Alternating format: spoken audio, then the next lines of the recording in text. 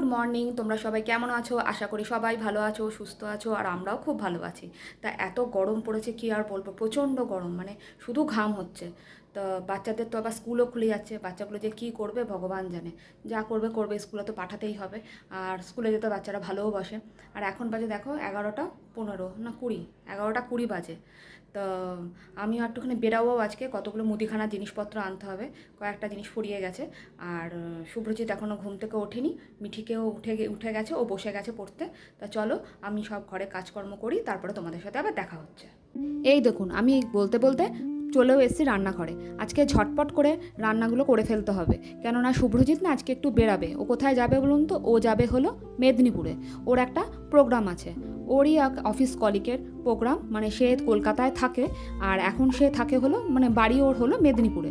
তাই সেই বাচ্চাটার জন্মদিন মনে হয় 5 বছরে, তা অনেক বড় করে করছে। তাই ওকে বলেছিলাম একটু তুমি বেরোনোর সময় যখন তুমি ওখানে পৌঁছাবে একটু ভিডিও করে নিয়ে এসো।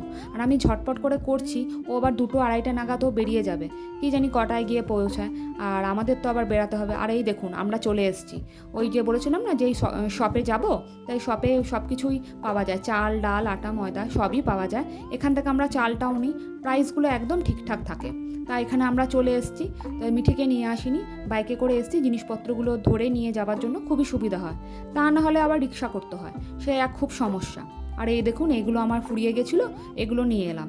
তো শুভ্রজিৎ বেরাবে বলে আমাকে এখন ঝটপট রান্নাগুলো করে ফেলতে হবে, তা না হলে খুব অসুবিধা হয়ে যাবে। তা চলুন এখন ঝটপট রান্নাবান্নাগুলো কমপ্লিট করে নিই।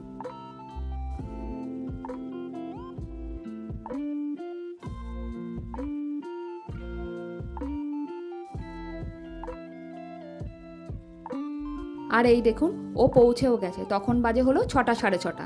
তা দেখতে পাচ্ছেন কি আলো, তখনও আলো রয়েছে, যেহেতু গ্রাম তাই এত আলো। তা বলছে জানো চারিদিকটা কি সুন্দর, ফাঁকা মাঠ, তো এত সুন্দর হাওয়া দিচ্ছে, তোমরাও আসতে পারতে।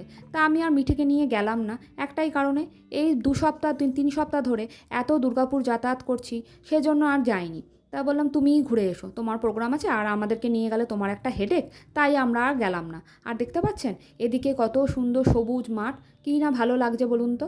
এই দেখুন, আমার তো মানে সবুজ দেখলে একদম চোখ জুড়িয়ে যায়। এখানে তো আর বেশি সবুজ একটা দেখা যায় না, তা সবুজ দেখতে গেলে একটু বেড়াতেই হয়। তা এখনকার জন্য আমি আমার ভিডিওটা এখানেই এন্ড করলাম।